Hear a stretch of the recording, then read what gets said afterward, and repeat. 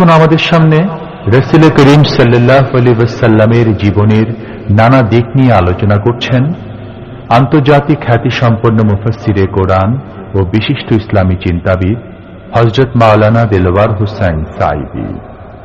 প্রযোজনায় সিএইচপি, পরিবেশনায় স্পন্দন audio visual centre, Dhaka. কোরআনে কারীমে রব্বুল আলামিন বলেন, আলাম ইয়াজিদকা ইয়াতীমান ফাআওয়া।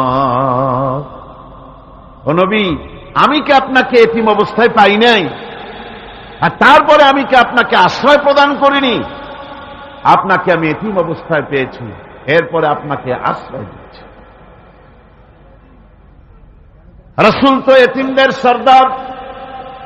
পৃথিবীর কোন এতিম যেন বলতে না পারে, নবীজি আমার ব্যাপারে কি বলবেন, আমি তো এতিম মানুষ, আর তিনি আমার ব্যাপারে কিভাবে আমার দরদ বুঝবেন।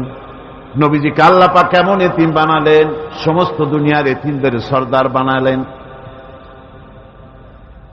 মায়ের পেটে যখন তিনি ছিলেন, 6 মাসের সময় মায়ের পেটে থাকাকালীন বাপের এতিম হয়ে গেলেন। যখন প্রসব বেদনা শুরু হয়েছে মায়ের, দুনিয়ায় যখন তিনি আসবেন, হযরতে আমেনা ঘরের ভিতরে বসে তার অবস্থাটা কি? এই সন্তান পৃথিবীতে আসতে পরে যিনি সবচাইতে বেশি খুশি হবেন, তিনি তো আজ দুনিয়ায় নাই। মনের ভিতরে কত কষ্ট। আল্লাহ রাব্বুল আলামিন তার হাবিবকে দুনিয়া আনলেন। রাসূলের দাদা ঘরের সামনে, তাঁবুর সামনে দাঁড়ায়া তায়েফ থেকে আগত সাদিয়া গোত্রের লোকদেরকে বলতেছেন, এই ঘরের ভিতরে একটা এতিম বাচ্চা আছে, বেশি টাকা করি দেওয়া যাবে না, যদি দয়া হয়ে নিয়ে যাও। গরিব মানুষ, এতিম মানুষ দেখে শুনে কেউ আর নিতে চায় না। সবশেষে এলেন ভাগ্যবতী মেয়ে, ভাগ্যবতী মহিলা হযরতে হালিমাতুস সাদিয়া। তিনি এসেছেন, কোনো ছেলে পেলে পায় নাই, সকলের শেষে তিনি এসেছেন। আব্দুল মুত্তালিব বলছেন, এই ঘরের মধ্যে একটা এতিম বাচ্চা আছে, দয়া হলে নিয়ে যেতে পারো।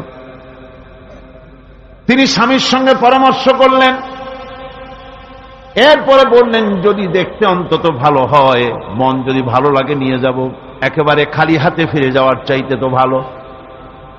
হযরতে হালিমা বলেন, আমি ঘরের মধ্যে প্রবেশ করলাম, মা আমেনার কোল থেকে শিশু মুহাম্মদ সাল্লাল্লাহু আলাইহি ওয়াসাল্লামকে যখন আমি কোলে নিলাম, আমি হুজুরের চেহারার দিকে নজর করে দেখলাম, আমার কাছে মনে হলো যেন পূর্ণিমার চাঁদটা আমার কোলে ধরা দিয়েছে। রাসূল কি, শিশু মুহাম্মদ সাল্লাল্লাহু আলাইহি ওয়াসাল্লাম কি, যখন নিয়ে বাড়ির দিকে রওনা হলাম, যে গাধা আমার সকলের পেছনে এসেছে, সেই গাধা এখন সকলের আগে ছুটে চলে যায়। এরপরে বাড়ি যখন নিয়ে গেলাম, কুয়ায় পানি বাড়লো,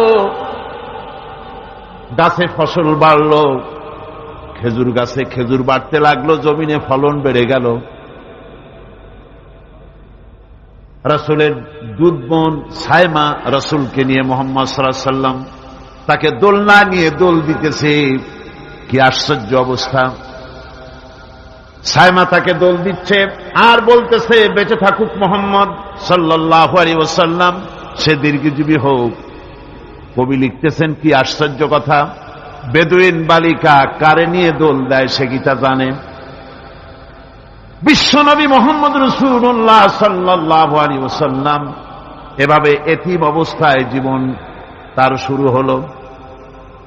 যখন তিনি ফিরে এলেন 6 বছর বয়সের সময়, যখন মায়ের কাছে তিনি ফিরে এসেছেন, প্রতিদিন তিনি খেলা দেখতে যান ময়দানে।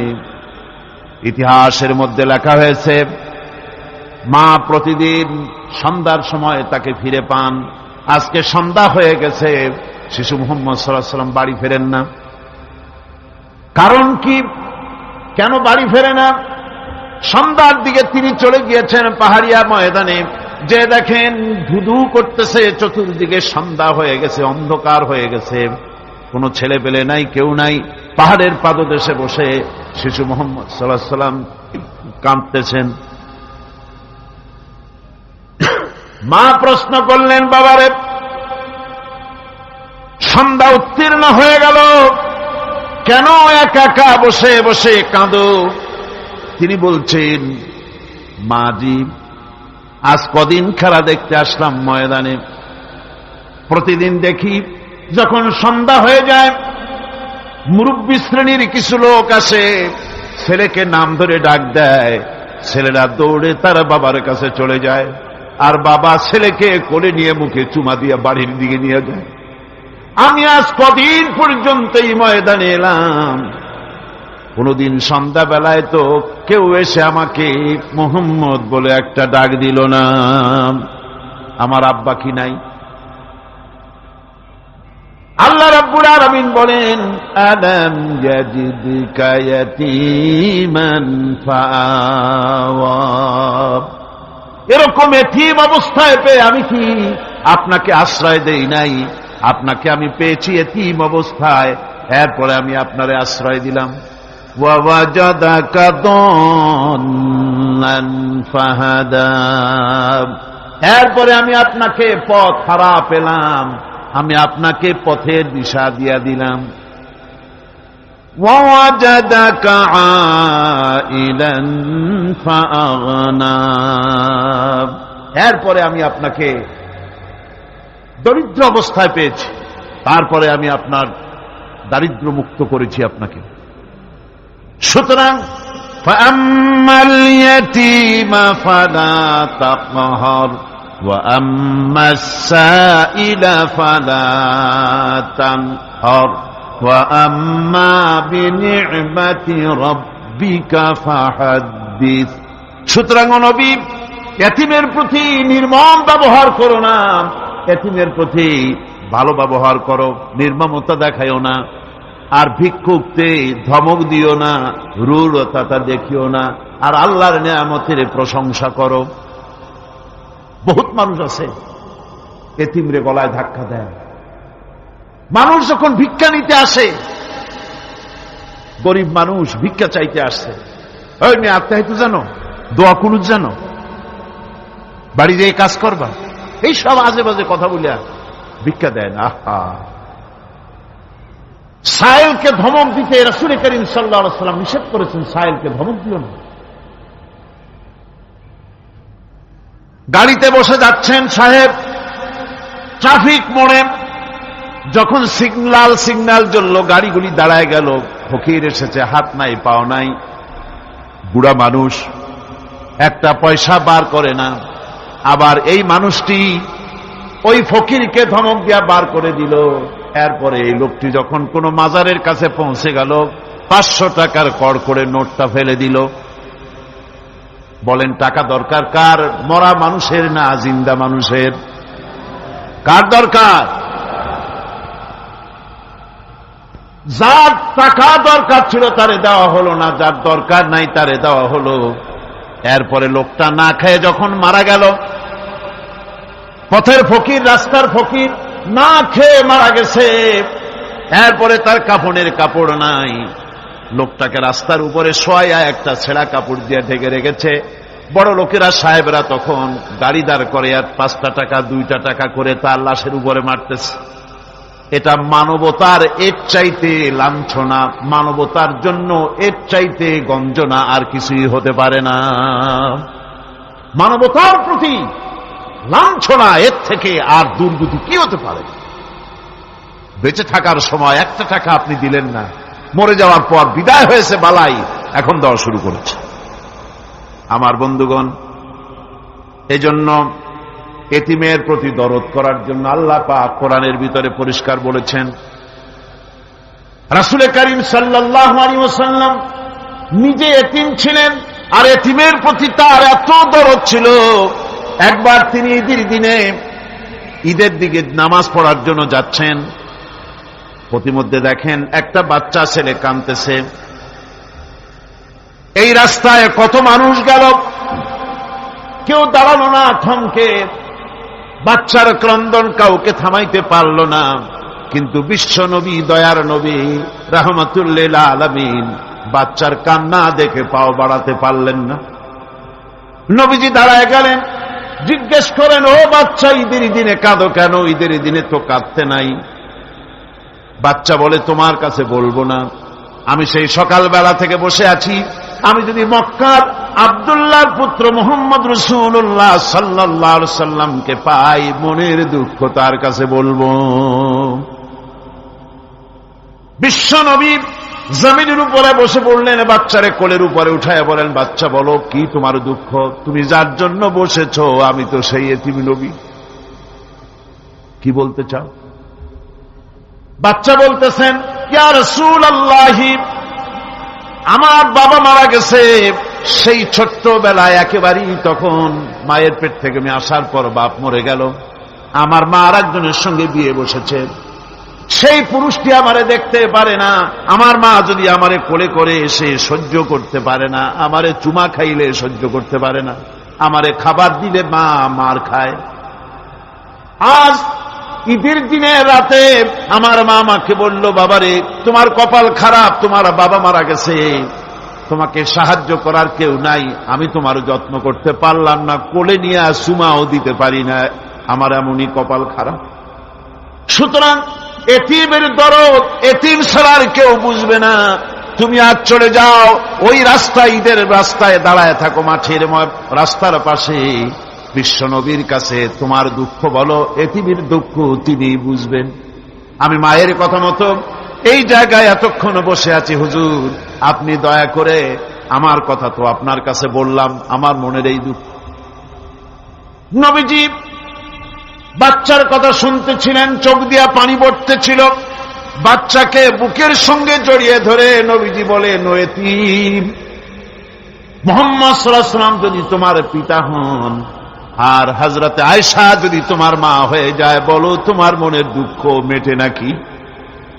ছেলে দুঃখে কেঁদে উঠলো আর বলল, ইয়া রাসূলুল্লাহ, আপনি যদি আমার পিতা হন আর আয়েশা যদি আমার মা হয়ে যায়, এর থেকে বড় সৌভাগ্যের আমার তো আর কিছুই নাই। নবীজি এতিমকে বাড়ি নিয়ে গিয়ে হযরতে আয়েশার হাতে তুলে দিয়ে বললেন, আয়েশা রে, পবিত্র ঈদের দিনে আল্লাহ রব্বুল আলামিন তোমার জন্য একটা উপহার পাঠিয়েছেন, এটার যত্ন করো। এতিমের প্রতি দরদ রাখার জন্য আল্লাহ রব্বুল আলামিন বলেছেন, এতিম, মিসকিন, বিধবা, অসহায় লোক, তাদের প্রতি যাতে করে মুসলিম সমাজ লক্ষ্য রাখে, সেজন্য আল্লাহ পাক নির্দেশ করেছেন। বুখারী এবং মুসলিম শরীফের হাদিসে এসেছে, আস-সাই আলাল আরমারাত ওয়াল মিসকিন কাস-সাই ফি সাবিলিল্লাহ। বিধবাদের জন্য, মিসকিনের জন্য কেউ যদি কোনো উদ্যোগ গ্রহণ করে, কেউ কোনো সাহায্য দেয়, জিহাদের ময়দানে জিহাদ করে আল্লাহর রাস্তায় যে সওয়াব পাওয়া যায়, যে মর্যাদা পাওয়া যায় আল্লাহর কাছে, এতিম, মিসকিন, বিধবাকে সাহায্য করলে সেই সওয়াব আল্লাহ রাব্বুল আলামিন আমলনামায় দিয়ে দেন।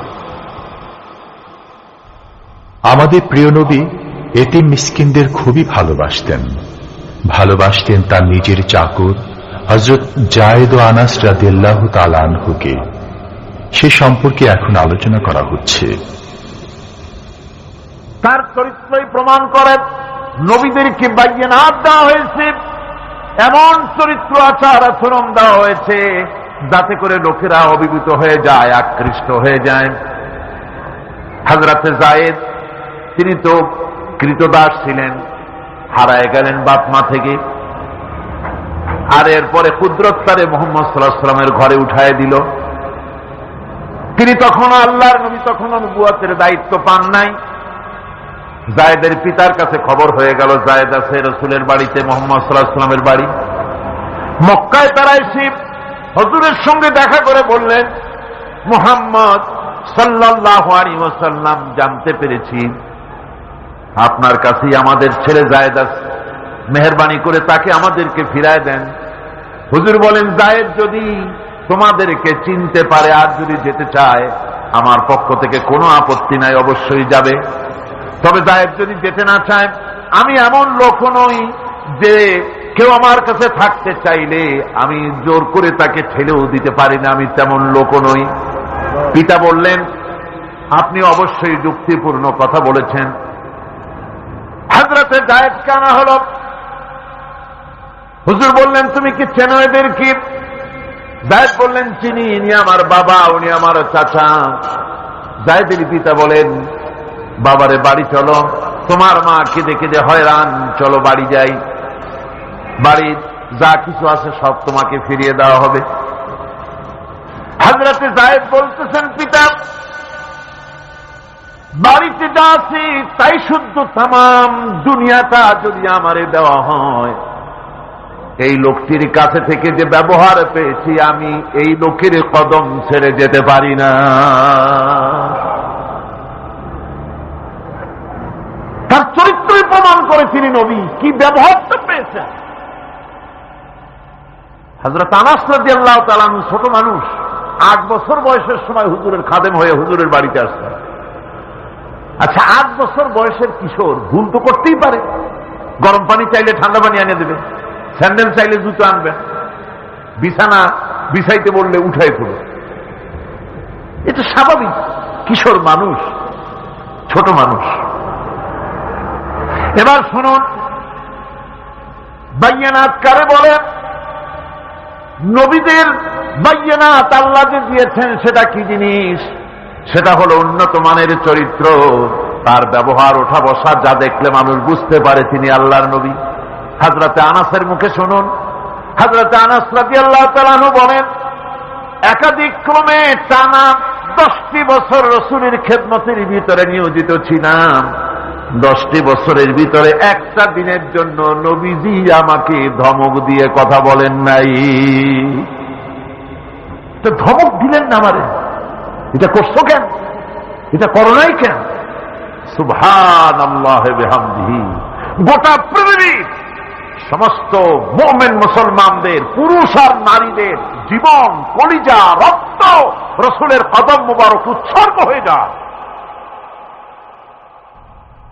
মহান রব্বুল আলামিনের কাছে তার হাবিব রাসূলুল্লাহ সাল্লাল্লাহু আলাইহি ওয়াসাল্লামের ছিল বিশেষ মর্যাদা। আসুন আমরা সে সম্পর্কে আলোচনা শুনি। আমার ভাইরা, রাসূল পাক সাল্লাল্লাহু আলাইহি ওয়াসাল্লাম আল্লাহর নবী এমন এক মহান সত্তা ছিলেন যে তিনি দোয়া আল্লাহর দরবারে হাত উঁচু করতে দেরি আছে, কিন্তু দোয়া কবুল হতে দেরি নাই। হিজরত করে মদিনায় এসেছেন, নামাজ পড়তে দিল চায়, কাবা শরীফের দিকে ফিরে যদি নামাজ পড়তে পারতাম দিলটা বড় ভালো লাগতো, কিন্তু হাত উঁচু করে মোনাজাত করতেছেন না, আল্লাহর কাছে বলতেওছেন না যে আল্লাহ তুমি আমার কিবলাটা বাইতুল মুকাদ্দাস থেকে ফিরাইয়া মক্কা শরীফে বাইতুল্লাহর দিকে ফিরাইয়া দাও, মুখেও বলতেছেন না, মনেও না, শুধু আকাশের দিকে বারবার তাকাচ্ছেন, মোনাজাত করেন নাই। মনে মনে আশা পোষণ করতেছেন যদি এমন একটা ওহী নাজিল হয়ে যেত। আল্লাহ রাব্বুল আলামিন সঙ্গে সঙ্গে রাসূল জোহরের নামাজ পড়তেছিলেন, 2 রাকাত পড়া হয়ে গেছে, এমন সময় ওহী নাজিল হয়ে গেল, قد نرى تقلب وجهك في السماء। ও নবী, আমি দেখতে পেয়েছি বারবার আপনি আকাশের দিকে তাকাচ্ছেন। সুবহানাল্লাহ, আমি দেখতে পেয়েছি। فلنولينك قبلة ترضاها فول وجهك شطر المسجد الحرام। আর দেরি নাই, আপনার মনের আশা পুরা হয়ে গেছে, এক্ষুনি আপনার কিবলা পরিবর্তন করুন। হুজুর 2 রাকাত পড়েছিলেন বাইতুল মাকদাসের দিকে ফিরে, বাকি 2 রাকাত তিনি মক্কা শরীফের কাবা শরীফের দিকে ফিরলেন। আজও পর্যন্ত সেই মসজিদ আছে, সাক্ষ্য দিচ্ছে নবীর কথা কিভাবে মঞ্জুর হয়। মসজিদে কিবলাতাইন মদিনা মুনাওয়ারায় সেই মসজিদ আজও আছে।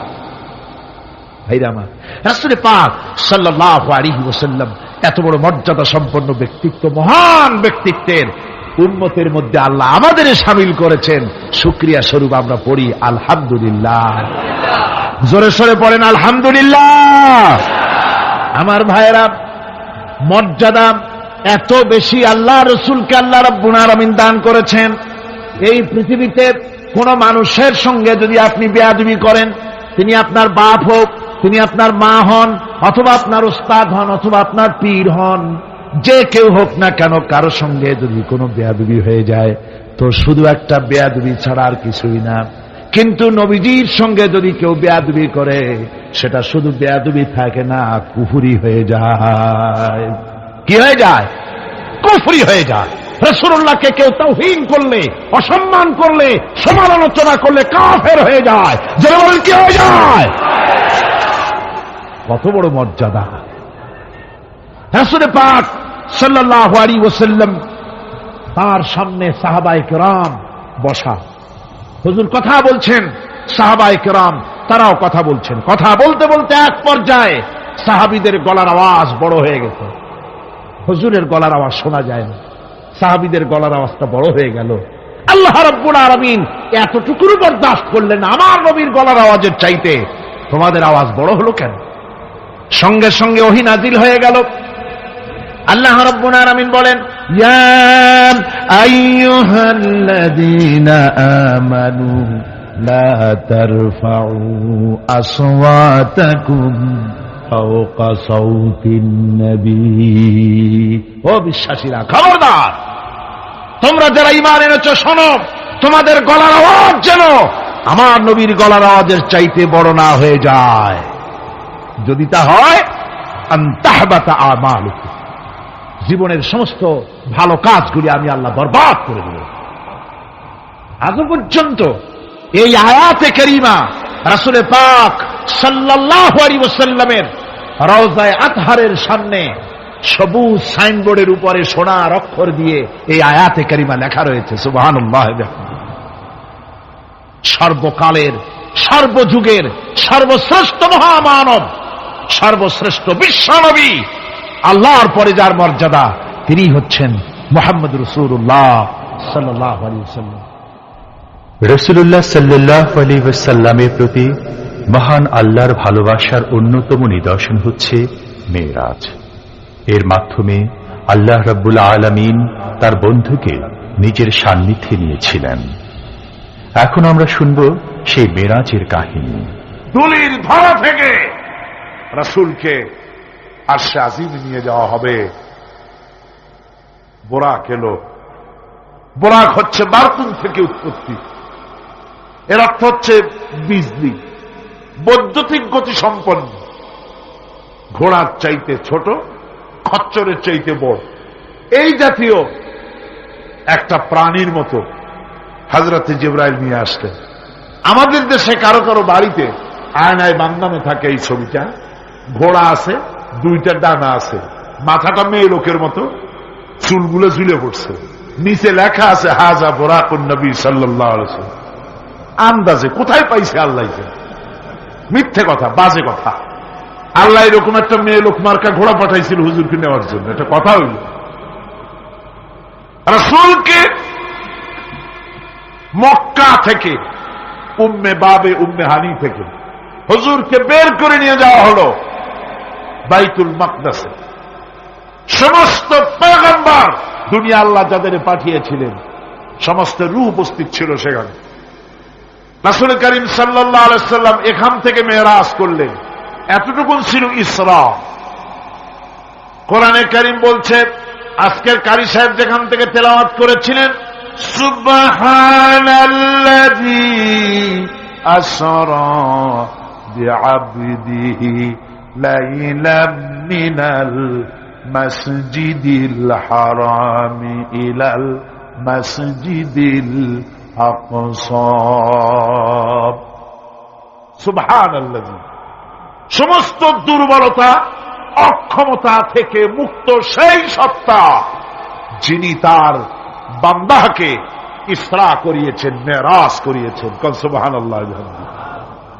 সমস্ত দুর্বলতা, অক্ষমতা থেকে মুক্ত তিনি পার করে নিয়ে গিয়েছেন। আর পরে মুহূর্তের ভিতরে মহাশূন্য পাড়ি দিয়ে, সেই মহাশূন্য মানে কি? এইখান থেকে সূর্য কত দূরে জানেন না? 9,30,00,000 মাইল দূরে এখান থেকে সূর্য। সেই সূর্য, তারপরে রয়েছে গ্যালাক্সি, মিল্কি ওয়ে, গ্রহ নক্ষত্র, সে যে কত দূরে, যে সমস্ত তারকা, এমন বহুত তারকা আছে যে তারকা সৃষ্টির পর তার আলো পৃথিবীর মাটি আজ পর্যন্ত স্পর্শ করে নাই, অথচ আলোর গতি প্রতি সেকেন্ডে কত মাইল? 1,86,000 মাইল। এই 1,86,000 মাইলের সেকেন্ড, এর মিনিট, এর ঘন্টা, এর দিন, এর সপ্তাহ, এর মাস, এর বছর, এটাকে বলা হয় লাইট ইয়ার, আলোকবর্ষ। সেই তারকা তৈরি হওয়ার পর কত সহস্র সহস্র লাইট ইয়ার চলে গেল, আজও পর্যন্ত সেই তারকার আলো পৃথিবীর মাটি স্পর্শ করতে পারে নাই। তাহলে সেই তারা কোথায়? আল্লাহ রাব্বুল আলামিন তার হাবিবকে চাঁদ, সূর্য, গ্রহ, নক্ষত্র, মহাশূন্য পাড়ি দিয়ে, তারপরে 7 আকাশ পাড়ি দিয়ে সিদরাতুল মুনতাহা পর্যন্ত নিয়ে গেলেন। জোরে কোন সুবহানাল্লাহ। এবার সিদরাতুল মুনতাহা পর্যন্ত যাওয়ার পথে যত ঘটনা ঘটল সেগুলো আপনারা ইতিহাস থেকে পড়ে নেবেন, ওগুলি বলার সময় আমার কাছে নাই। সিদরাতুল মুনতাহায় যাওয়ার পর হযরত জিবরাইল বলেন, আর আমি যেতে পারবো না, এটা হলো বিপজ্জনক বর্ডার, আমি যদি আর এক চুল অগ্রসর হই তাহলে আমি জ্বলে পুড়ে ছাই হয়ে যাব, আমার আর যাওয়ার অধিকার নাই। হুজুর সেখানে বসে থাকলেন। জিবরাইল বলে গেলেন, এখান থেকে আপনাকে নেওয়ার কুদরতি ব্যবস্থা হয়ে যাবে। রাসূল দুনিয়ায় ফিরে এসে হযরত বেলালকে ডেকে বলেছিলেন, বেলাল গো, এমন কি আমল তুমি করো আমারে শোনাও। হযরত বেলাল বলেন, হুজুর আমার আমল তো সব আপনি জানেন। কয় না, কি করো শোনাও। বেলাল বলেন, হুজুর খাস আমলের মধ্যে এতটুকু আছে যে আমি কখনো বিনা উজুতে থাকি না, যখন উজু চলে যায় উজু করি আর উজুর ইহতিমামের জন্য 2 রাকাত নফল নামাজ পড়ি। হুজুর বলেন, বেলাল তুমি এই আমল ছাড়বা না, কারণ সিদরাতুল মুনতাহায় হযরত জিবরাইল আমারে যখন ছেড়ে চলে গেলেন আমার একা একা বড় ভয় লাগতে লাগলো। তখন আমার মনে হচ্ছিল তুমি যেন আমার চতুর্দিকে হাঁটতেছো। আমার ভাইয়েরা, রফরাত নামক বিছানা চলে এলো। কুদরতি এই বিছানায় চড়ে নবীজি আল্লাহ রাব্বুল আলামিনের দরবারে আরশে আজিমে পৌঁছে গেলেন। জোরে বলেন সুবহানাল্লাহ, জোরে বলেন সুবহানাল্লাহ। যেখানে পৃথিবীর কোন মানুষের যাওয়া সম্ভব নয়, গোটা পৃথিবীর মানুষের মর্যাদা আল্লাহ পাক বাড়ায় দিলেন। আরশে আজিমে হুজুরকে নিয়ে গেলেন। তারপরে তিনি কথাবার্তা হুজুরের সাথে কি বললেন সেই কথাগুলি নিয়ে আমাদের দেশে কথা হলো এই যে হুজুরকে নিয়ে আল্লাহ 5 ওয়াক্ত নামাজ দিছিলেন তো 50 ওয়াক্ত। মুসা আলাইহিস সালামের সাথে দেখা না হলে তো কাম সারছিল, আমাদের আর উপায় ছিল। আরে ভাই, শুধু নামাজ দেওয়াই যদি উদ্দেশ্য হবে তাহলে রোজার মতো তো আল্লাহ দুনিয়ায় বসে দিতে পারতেন কিনা, হজের মতো জাকাতের মতো পারতেন কিনা। শুধু নামাজের জন্য নয়, আল্লাহ পাকের কায়নাত দেখাবার জন্য আল্লাহ পাক তাকে নিয়েছিলেন। বেহেশত দেখাইছেন, দোজখ দেখাইছেন, ভালো কাজ করলে কিরকম শান্তি হবে, খারাপ কাজ করলে কিরকম শাস্তি হবে চোখে দেখাই দিয়েছেন মুহাম্মদ রাসূলুল্লাহ সাল্লাল্লাহু আলাইহি ওয়াসাল্লামকে। মেরাজ থেকে ফিরে এলেন, ঘরে এসে দেখেন উজুর পানি, উজু করে যে গেছিলেন উজুর পানি তখনও গড়াচ্ছে। যে দরজা দিয়ে বেরিয়েছিলেন দরজাটা ধাক্কায় তখনও কাঁপতেছে। যে বিছানায় শোয়া ছিলেন সে বিছানায় মানুষ শুয়ে থাকলে যেমন উষ্ণ থাকে সেরকমের উষ্ণ ভাব তখনও আছে। কেমনে হল, কেমনে হলো মাথায় ঢুকবে না। সুবহানাল্লাহ কোন ঢুকবে, জোরে কোন সুবহানাল্লাহ। এটার ব্যাপারে কোন বিজ্ঞান দর্শন যুক্তির প্রয়োজন নাই। প্রয়োজন শুধু এতটুকু, আল্লাহ তার হাবিবরে নেবেন, কত দ্রুত নিবেন, কত দ্রুত পাঠাবেন এটা তিনিই ভালো জানেন, আমাদের কোনো জানার কথা না, ঠিক কিনা কর। তবে দৃষ্টান্ত যদি চান তাহলে আমি দৃষ্টান্তটা এভাবে দিতে পারি বুঝাবার জন্য, বুঝাবার জন্য একটা দৃষ্টান্ত দিতে পারি। সেটা হলো এই, ধরেন বাংলাদেশে কোনো প্রেসিডেন্ট আসবে, পৃথিবীর যে কোনো দেশের এক প্রেসিডেন্ট আসবে। এটা আসার যখন খবর হয়ে যাবে তখন পত্র পত্রিকায় রুট বলে দেওয়া হয়, এই রুটে রাষ্ট্রীয় মেহমান রাষ্ট্রীয় অতিথি ভবনে আসবেন। এই রাস্তা দিয়ে সাধারণ ট্রাফিক চলাচল বন্ধ থাকবে। এয়ারপোর্ট থেকে নিয়ে রাষ্ট্রীয় অতিথি ভবন পর্যন্ত, মেহমান না আসা পর্যন্ত সমস্ত ট্রাফিক চলাচল বন্ধ। মেহমান পৌঁছে যাবে, তারপরে আবার স্বাভাবিক ট্রাফিক চলবে। এটা জানেন কিনা? জানেন কিনা? এইটা যদি পৃথিবীর সামান্য সলিমদ্দি কসিমদ্দি এই জন্য বলছি, আজ আছে কাল নাই, ঠিক কিনা গণ? আজ মন্ত্রিত্ব গেল, কালকে রাস্তায় দাঁড়ায় বলবে রিক্সাওয়ালা আমার একটু নেওয়া, বাজারে মাছ কিনতে যাব, ঠিক কিনা? সুতরাং এদের তো কোনো মর্যাদা নাই, আজ আছে কাল নাই। এই দুনিয়ার সলিমদ্দি কসিমদ্দির জন্য যদি এভাবে ট্রাফিক চলাচল বন্ধ করে দেওয়া হয়, তাহলে আকাশ এবং জমিনে আল্লাহ রাব্বুল আলামিনের সর্বশ্রেষ্ঠ মেহমান জনাবে মুহাম্মদুর রাসূলুল্লাহ সাল্লাল্লাহু আলাইহি ওয়াসাল্লাম, এই মেহমান আল্লাহর দরবারে যাবেন। আল্লাহ যদি বলে দিয়ে থাকেন, আল্লাহ যদি হুকুম করে থাকেন, সময়ের গতি, বার্ষিক গতি, আহ্নিক গতি, আকাশের গতি, সূর্যের গতি, সময়ের গতি, রাত 3:45 10 সেকেন্ড, এখন সমস্ত গতি স্তব্ধ হয়ে যা। আমার হাবিব আমার দরবার থেকে ঘুরে যখন ঘরে ফিরে যাবেন, আবার 3:45 11 সেকেন্ড থেকে শুরু হয়ে যাবি। ইসলাম প্রচার করতে গিয়ে আমাদের প্রিয় নবীর উপর চলেছে অকথ্য নির্যাতন, যার প্রমাণ তায়েফের ঘটনা। সেই কাহিনী এখন আমাদের সামনে সুললিত কণ্ঠে তুলে ধরছেন প্রখ্যাত মুফাসসিরে কোরআন হযরত মাওলানা দেলওয়ার হোসাইন সাঈদী। ক্যাসেটটির প্রযোজনায় সিএইচপি, পরিবেশনায় স্পন্দন অডিও ভিজুয়াল সেন্টার, ঢাকা। শুনুন তায়েফের কাহিনী। তায়েফের ময়দানে আমার রাসূল রক্ত দিয়েছেন। আমি সেই তায়েফ সফর করেছি। সেই তায়েফ, আমি তায়েফের ইতিহাস হাদিসে পড়েছি, চোখে দেখি নাই। তায়েফের চিত্র নিজের চোখে দেখে প্রাণ ভরে কেঁদেছি, যেখানে রসুলের রক্ত পড়েছে। 3টি জায়গায় রসুলের রক্ত পড়েছে। সবচাইতে বেশি রক্ত পড়েছিল যে জায়গাটিতে, সেই জায়গায় প্রাণ ভরে কেঁদেছি। আমার স্ত্রী আমার সাথে ছিলেন। আমি তায়েফে গিয়ে লোকেরা আমাকে যখন বলল বিশ্রাম নিতে, আমি বললাম না, বিশ্রাম করব না, আগে আমারে নিয়ে যাও। আমার রাসূলকে মারছিল যে রাস্তাটা, ওই রাস্তাটা আমার আগে দেখাও। 3 দিনের না খাওয়া, রাস্তার 2 দিকে কাফেরেরা দাঁড়ানো, চতুর্দিক থেকে পাথর মারা শুরু করে দিল। আহারে, এমন সুন্দর চেহারার মানুষ দেখে কেমনে মারল তারা।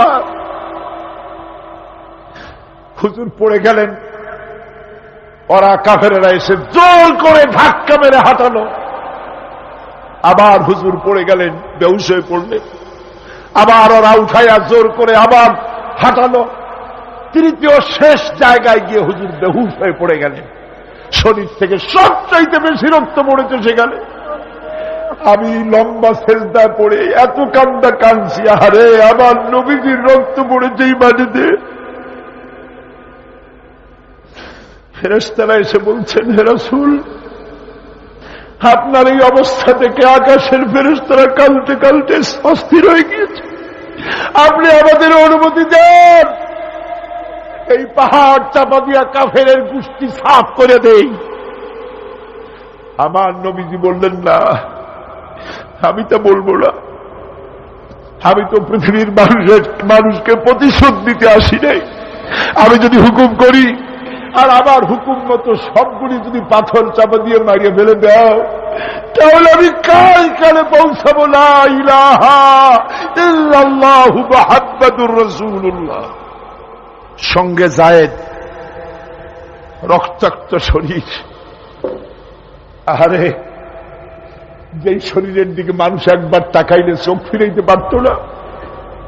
হযরত আয়েশা বলেছেন, যে সমস্ত নারীরা ইউসুফ আলাইহিস সালামের দেখে হাত কেটে ফেলাইছিল, ওরা যদি আল্লাহ রসুলকে দেখতো, হাত কাটতে কাটতে কলিজা কাটে ফেলাই দিত, টের পাইত না। এমন মানুষের গায়ে কেমনি বাছুর মারল?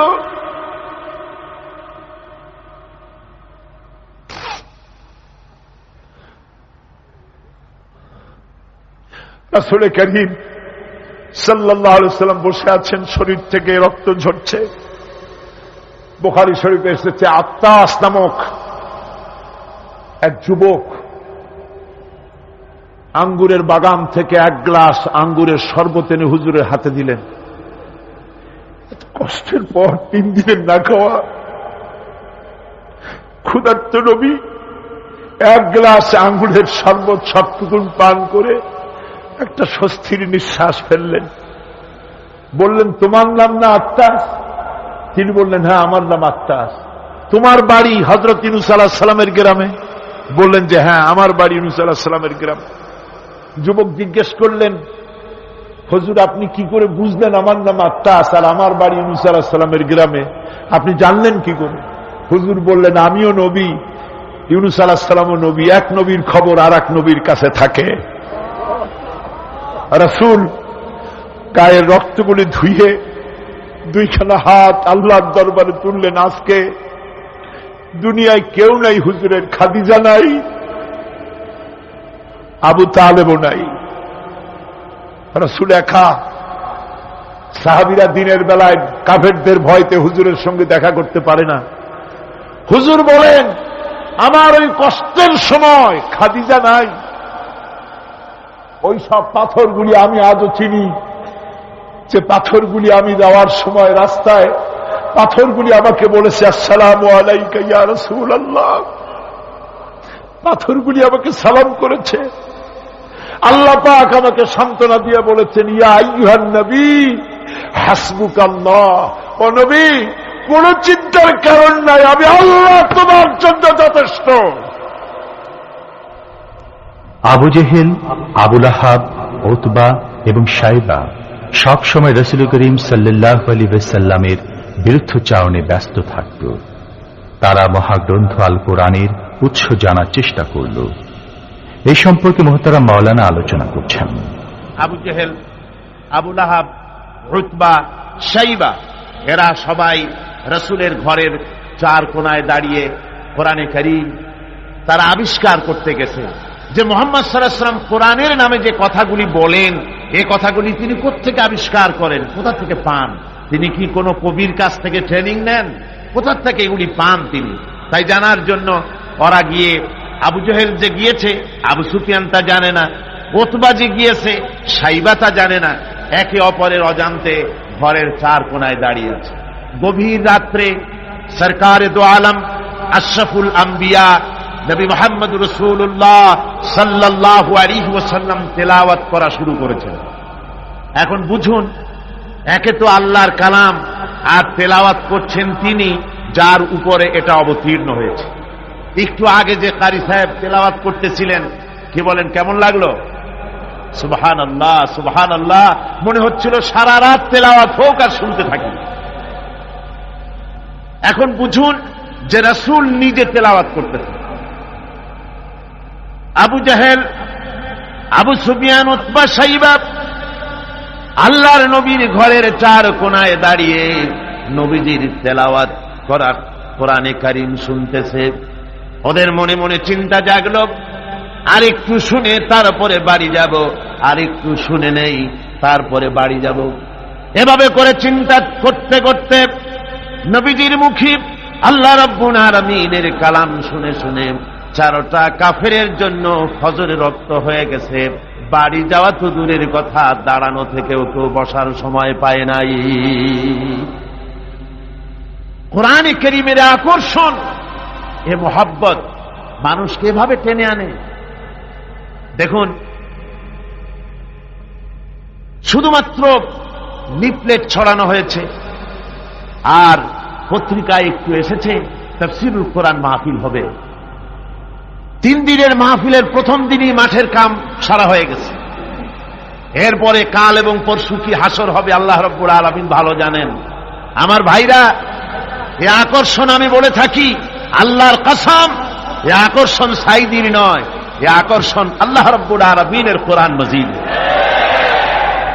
এর থেকে যারাই এই কোরআন থেকে মানুষকে বিচ্ছিন্ন করতে চাইবে ওরাই জনগণ থেকে চিরতরে বিচ্ছিন্ন হয়ে যাবে। বন্ধুগণ, আবু জহেল, আবু সুফিয়ান, উতবা, শাইবা 4 জন রওনা করেছে সকালবেলায়। আবু জহেল জিজ্ঞেস করছে, আবু সুফিয়ান রে কখন আসছো? কয় অত রাত্রে। উতবা, শাইবা তারাও বলল মুখ রাত্রে। কেউ কোনো কথা বলে না। আবু সুফিয়ান বলছে, ভাই আবু জহেল, যদি তুমি রাগ না করো একটা কথা কই। হ্যাঁ বলতে পারো।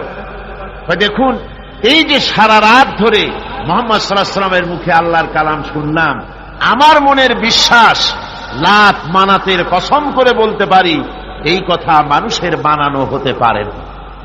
এটা কোন ঐশ্বরিক বাণী হবে, এটা মানুষের।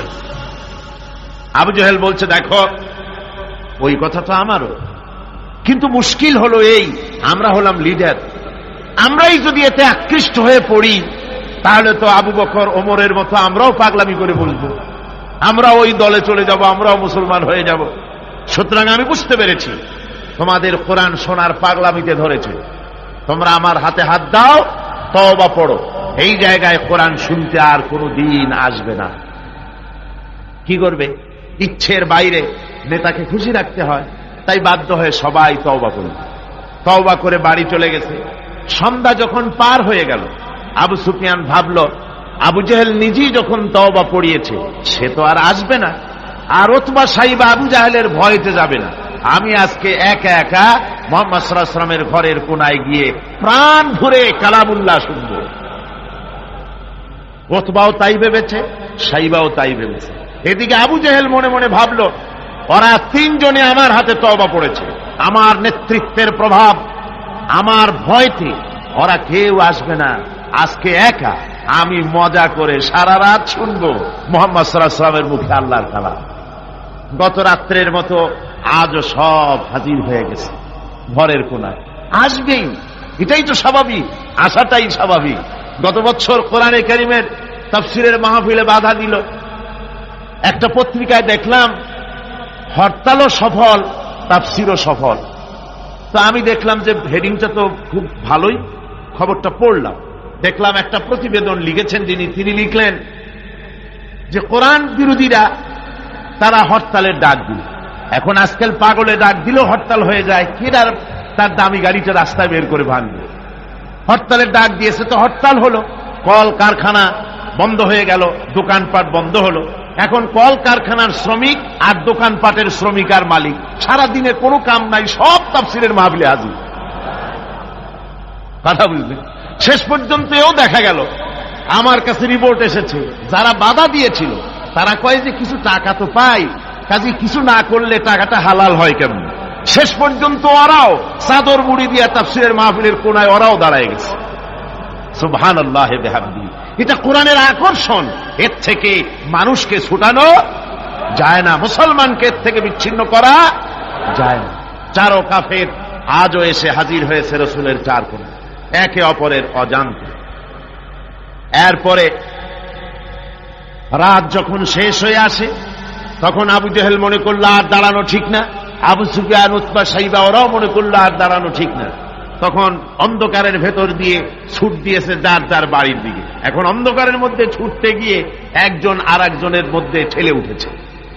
আবু জেহেল ঠেলার চোটে ঘাবড়ে গিয়েছে, বলল কে? কয় আমি আবু সুফিয়ান। তুমি কেডা? কয় যে আমি আবু জেহেল। আবু জেহেল বলছে, আবু সুফিয়ান, কালকে তুমি আমার হাতে তওবা পড়লে, আজকে আসলে কেন? কয় যে দেখো, মাতবাড়ি সব জায়গায় চলে না, তুমি আসলা কেন সেইটা কও আগে। 4 জন চলতেছে। আবু জেহেল বলল যে শোনো, কোরআনে কারীম শোনা থেকে মানুষকে আমরা বন্ধ করতে পারবো না, আইন পাশ করতে হবে, আইন করে কোরআন শোনার পথকে রুদ্ধ করে দিতে হবে। এরপরে তারা আইন পাশ করলো। কি আইনটা পাশ করলো? আল্লাহ রাব্বুল আলামিন কোরআনে কারীমে ওদের সেই আইনটা, ওরা যেটা পাশ করলো, ওইটা কোরআনে কারীমে আল্লাহ কোট করে রাখলেন। যেহেতু আবু জেহেল মরে যাবে, কিন্তু তার নাতিরা তো মরবে না, ওর নাতিরা তো থাকবে কিয়ামত পর্যন্ত, ওর দৌহিত্র, ওর পৌত্র যা কিছু আছে এগুলো বেঁচে থাকবে দীর্ঘদিন। ওরাও যে এই একই আচরণ করবে তা যেন মুসলমানেরা বোঝে, এই জন্য ওদের সেই আইনটা আল্লাহ রাব্বুল আলামিন ওরা বলল কি কোরআন সম্পর্কে, তা কোরআনে কারিমে আল্লাহ কোট করে রাখলেন কি, وقال الذين كفروا لا تسمعوا لهذا القرآن والغوا فيه। আজকে প্রথমেই তেলাওয়াত হয়েছে আয়াত। আমার বন্ধুগণ, আল্লাহ পাক কোরআনে কারিমে বলছেন কাফেররা সিদ্ধান্ত নিল লা তাসমাউ লিহাদাল কুরআন, কোরআন শরীফ শুনো না, কোরআন শরীফ কোরআনে কারিম শুনতে যেও না, ওয়ালগাউ ফি, কোরআন তো শুনবেই না, বরং কোরআনের আলোচনা, কোরআন যেখানে আলোচনা হয় তেলাওয়াত হয় সেখানে বাধার সৃষ্টি করো, বাধা দাও, ডিস্টার্ব করো, সর্বরকমের বাধার দিয়ে কোরআনে কারীম শোনার পথকে বন্ধ করে দাও। হাজারো প্রচেষ্টা চলল কোরআনে কারীম বন্ধ করে দেওয়ার জন্য, কিন্তু কোরআনে কারীম এটা কি বন্ধ হওয়ার জিনিস? কি বলেন বন্ধ হওয়ার জিনিস?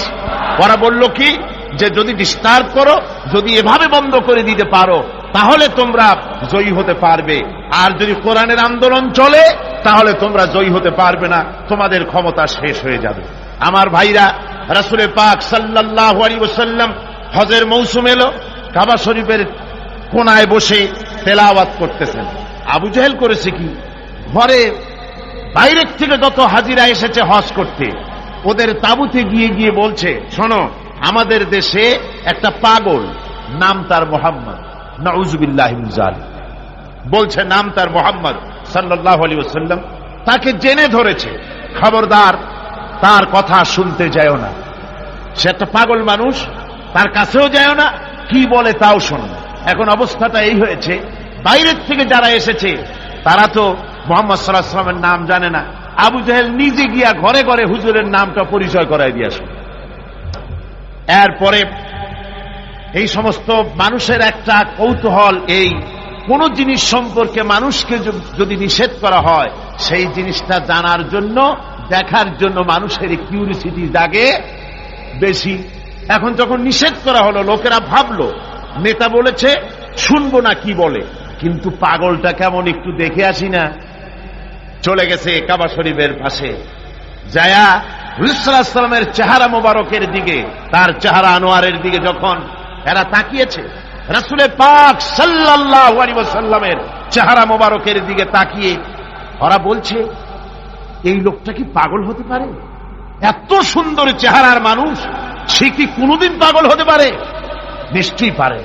রাসূল পাক সাল্লাল্লাহু আলাইহি ওয়াসাল্লামের চেহারা মোবারক, সুবহানাল্লাহ, মানুষের যদি নজর পড়ে যেত আল্লাহ রসুলের প্রতি, সেই চেহারা থেকে মানুষ চোখ ফিরাতে পারত না।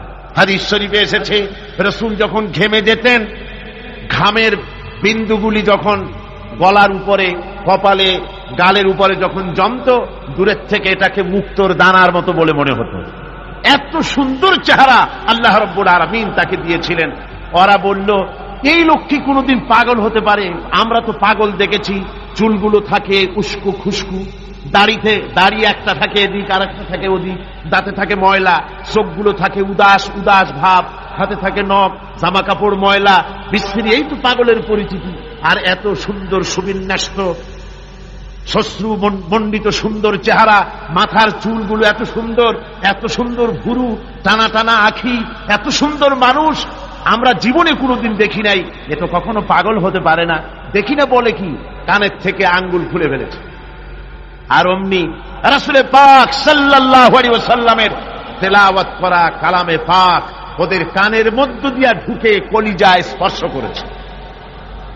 আমার বন্ধুগণ, শুনতে শুনতে বহিরাগত লোকগুলির চোখ দিয়ে পানি পড়া শুরু করে দিয়েছে এবং নিজেদের অজান্তে নিজেদের মুখ থেকে, ওদের মুখ থেকে বেরিয়ে গেল আশহাদু আল্লা ইলাহা ইল্লাল্লাহু ওয়াহদাহু লা শারীকা লাহু ওয়া আশহাদু আন্না মুহাম্মাদান আবদুহু ওয়া রাসূলুহু।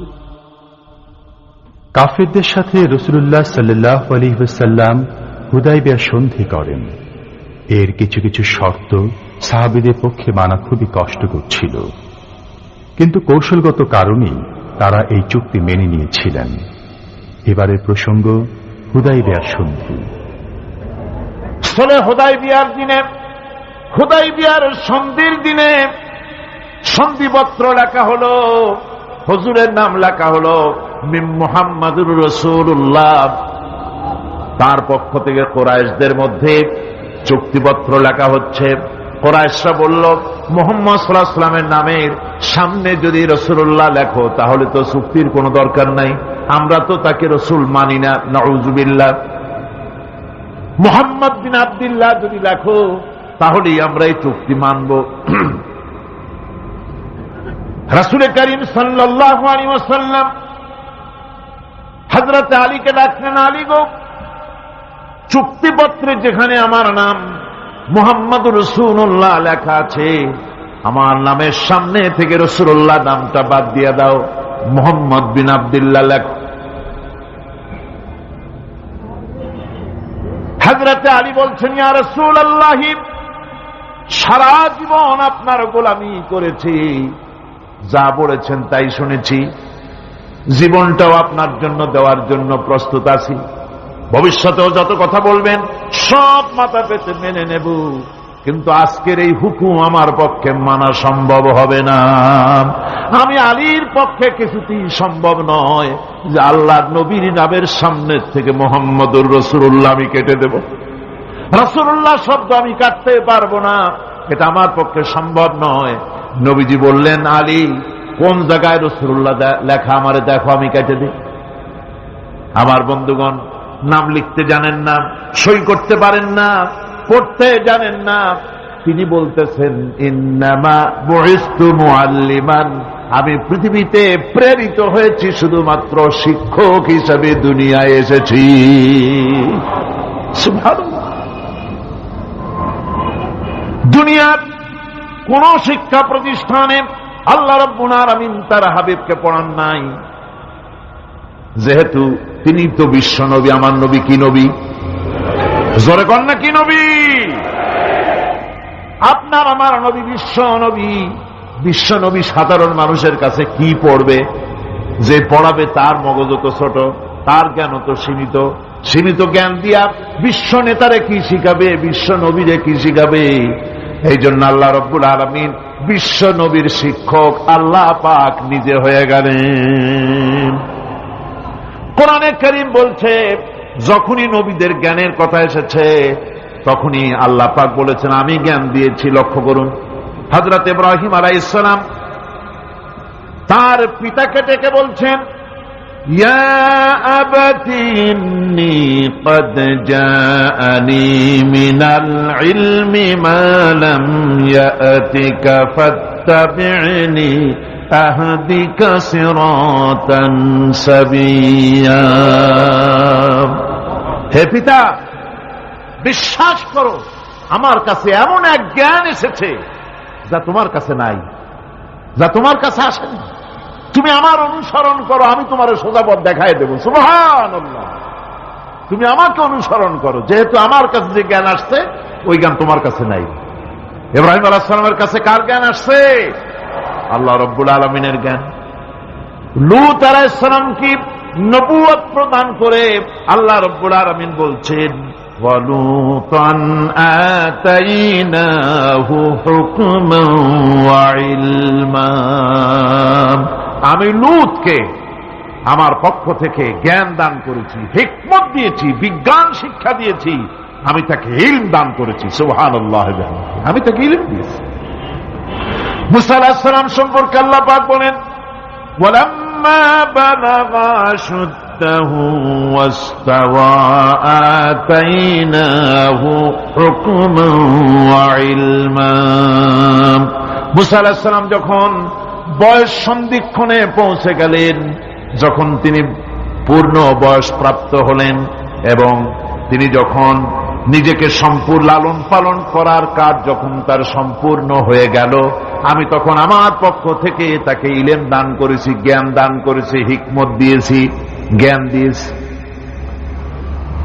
রাসূল করিম সাল্লাল্লাহু আলাইহি ওয়াসাল্লাম সম্পর্কে আল্লাহ পাক বলছেন, বলা ইনিত্তাবা'তা আহওয়াআহুম বা'দাল্লাযী জাআকা মিনাল ইলম মা লাকা মিনাল্লাহি মিন ওয়ালিয়্যিন ওয়ালা নাসীর।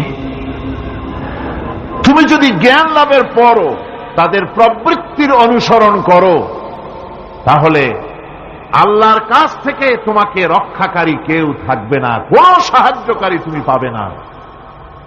আমি যে জ্ঞান তোমাকে দিয়েছি এটারই অনুসরণ করো, এর মধ্যেই মুক্তি, বিশ্ববাসীর মুক্তি এই জ্ঞানের অনুসরণের ভেতরে। প্রত্যেক জাতির জন্য আল্লাহ রব্বুল আলামিন নিজের পক্ষ থেকে রাসূল পাঠিয়েছেন। আল্লাহ পাক বলেছেন, ওয়ালিকুল্লি উম্মাতির রাসূল, প্রত্যেক জাতির জন্য আমি রাসূল প্রেরণ করেছি। এমন কোন জাতি নাই যার কাছে নবী রাসূল পাঠানো হয় নাই। ওয়া ইম মিন উম্মাতিন ইল্লা খালা ফিহা নাযীর, সমস্ত নবীদের কাছে, সমস্ত উম্মতের কাছে, জাতির কাছে আমার পক্ষ থেকে আমি নবী পাঠাইছি। কদ সুবহানাল্লাহ। কেউ যেন বলতে পারে না যে আমরা আল্লাহর পক্ষ থেকে কোনো দাওয়াত পাই নাই, আল্লাহর পক্ষ থেকে সত্যকে চেনার কোনো রাস্তা পাই নাই। এই জন্য প্রত্যেক নবীদের, প্রত্যেক উম্মতের জন্য, জাতির জন্য আল্লাহ সুবহানাহু ওয়া তাআলা তিনি নবী পাঠিয়েছেন নিজের পক্ষ থেকে, হেদায়েত পাঠিয়েছেন নিজের পক্ষ থেকে। এই নবীদেরকে পাঠাবার উদ্দেশ্য কি ছিল? কোরআনে কারিমে আল্লাহ পাক বলেন, আমাদের নবীকে আল্লাহ পাক ডেকে বলছেন, আলিফ লাম রা কিতাবুন আনজালনাহু ইলাইকা লিতুখরিজান নাসা মিনাজ-যুলুমাতি ইলান নূর। আলিফ লাম রা কিতাবুন আনজালনাহু ইলাইকা লিতুখরিজান নাসা মিনাজ-যুলুমাতি ইলান নূর। এই কিতাব আমি আপনার উপর অবতীর্ণ করেছি।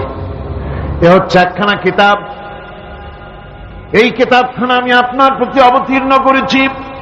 এই জন্য করেছি কিতাব অবতীর্ণ, যাতে করে মানব মণ্ডলীকে পঞ্জীভূত অন্ধকারের ভিতর থেকে বের করে আলোর দিকে নিয়ে আসতে পারেন।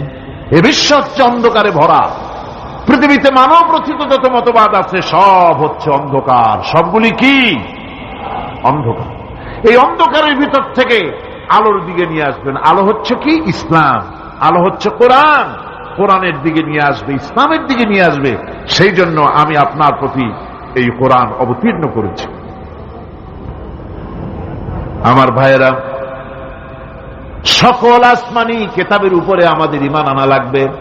শুধুমাত্র কোরআন শরীফের উপরে নয়, সকল কিতাবের উপর ঈমান আনতে হবে। কোরআনকে যেমন মানি, মুহাম্মদ সাল্লাল্লাহু আলাইহি ওয়াসাল্লামকে যেমন মানি, সব নবীদের উপরে ওই রকম ঈমান আনতে হবে। কোরআন যেমন মানি ওই রকম করে সমস্ত কিতাবের উপরে ঈমান আনতে হবে। এটার শর্তই দেওয়া হয়েছে, মুমিন হচ্ছে তারা, ওয়াল্লাযীনা ইউমিনুনা বিমা উনজিলা ইলাইকা ওয়া মা উনজিলা মিন ক্বাবলিক। মুমিন হচ্ছে সেই সব লোক, মুত্তাকি হচ্ছে তারা যারা তোমার উপরে নাজিলকৃত কিতাবের উপর ঈমান এনেছে এবং এর আগে যত কিতাব আসছে সমস্ত কিতাবের উপর ঈমান এনেছে। তারাই হচ্ছে মুত্তাকি, তারাই হচ্ছে মুমিন। আল্লাহ পাক বলেন, নাজ্জালা আলাইকাল কিতাবা বিল হাক্কি মুসাদ্দিকান লিমা বাইনা ইয়াদাইহি। আল্লাহ তোমার প্রতি সত্য সহকারে যে কিতাব নাজিল করেছেন আর এর পূর্বে আগত সকল কিতাবের উপরে এর সত্যতা প্রমাণ করে। এ কোরআন হচ্ছে আগের যত কিতাব নাজিল হয়েছে সমস্ত কিতাবের সত্যতা প্রমাণকারী কিতাব। এই জন্য মুমিনদেরকে বলতে বলা হয়েছে, কুল আমান্না বিল্লাহি ওয়া মা উনজিলা আলাইনা ওয়া মা উনজিলা আলা ইব্রাহিমা ওয়া ইসমাঈলা ওয়া ইসহাকা ওয়া ইয়াকুবা ওয়াল আসবাত। বলো, আমরা ঈমান এনেছি আল্লাহর প্রতি, আমাদের প্রতি অবতীর্ণ কিতাবের প্রতি, আর ইব্রাহিম, ইসমাইল, ইসহাক, ইয়াকুব এবং তার আওলাদদের প্রতি যে কিতাব অবতীর্ণ হয়েছে সমস্ত কিতাবের উপর আমরা ঈমান এনেছি। وما أوتي موسى وعيسى والنبيون من ربهم لا نفرق بين أحد منهم ونحن له مسلمون। আর মুসা, ঈসা, অন্যান্য নবীদের উপরে যত কিতাব অবতীর্ণ হয়েছে সমস্ত কিতাবের উপরে আমরা ঈমান আনতেছি, আর আমরা হচ্ছি আল্লাহ পাকের আজ্ঞাবহ, আমরা হচ্ছি আল্লাহ পাকের বান্দার মধ্যে আমরা শামিল। আল্লাহ পাক বলছেন এই পৃথিবীতে আমি যত নবী পাঠাইছি সমস্ত নবীদের সাথে তিনটা জিনিস দিয়েছি। কয়টা জিনিস? তিনটি জিনিস দিয়েছি সমস্ত নবীদের। لقد أرسلنا رسلنا بالبينات وأنزلنا معهم الكتاب والميزان ليقوم الناس بالقسط। নিঃসন্দেহে আমি নবীদেরকে স্পষ্ট নিদর্শনাদি সহ এই পৃথিবীতে পাঠিয়েছি এবং সেই সঙ্গে তাদেরকে কিতাব দিয়েছি আর তাদেরকে মিজান দান করেছি, বাইয়িনাত দান করেছি। তিনটা জিনিস দিয়েছি, এক দিলাম বাইয়িনাত, আর এক দিলাম কিতাব, আর এক দিলাম মিজান। কয়টা হলো? তিনটা। বাইয়িনাত কি? বাইয়িনাত হলো, বাইয়িনাত বলা হয় এমন জিনিসগুলি কি যা একজন নবীর আচার আচরণ দেখে বুঝতে পারা যায় নিঃসন্দেহে ইনি আল্লাহর নবী। সুবহানাল্লাহ। এটাই হচ্ছে বাইয়িনাত। তার চরিত্র, তার আচার আচরণ, এগুলি প্রমাণ করে তিনি নবী। আমার বন্ধুগণ, হযরতে খাদিজা রাদিয়াল্লাহু তাআলা আনহা যখন ইসলামের দাওয়াত পেয়েছিলেন, আল্লাহর নবীর পক্ষ থেকে যখন দাওয়াত পেলেন, নবুয়তের তাওহীদের যখন দাওয়াত পেয়েছিলেন, একজন স্ত্রী হিসেবে তার স্বামীর প্রতি এত শ্রদ্ধা, স্বামীর প্রতি এত ভক্তি শ্রদ্ধা, অনাবিল ভক্তি শ্রদ্ধা, যার কারণে হযরতে খাদিজা একটা মুহূর্তের জন্য, এক সেকেন্ডের জন্য দেরি করেন নাই, কোনো প্রশ্ন তোলেন নাই যে আপনি নবী হইলেন কেমনে, অথবা আপনার মধ্যে তো এই জিনিস দেখছি, আপনি নবী হইলেন কেমনে, এমন কোনো কথা বলেন নাই। যখনই নবুয়তের তাওহীদের দাওয়াত পেলেন, মা খাদিজাতুল কুবরা সঙ্গে সঙ্গে তিনি পড়ে নিলেন লা ইলাহা ইল্লাল্লাহু মুহাম্মাদুর রাসূলুল্লাহ। জোরে জোরে পড়েন লা ইলাহা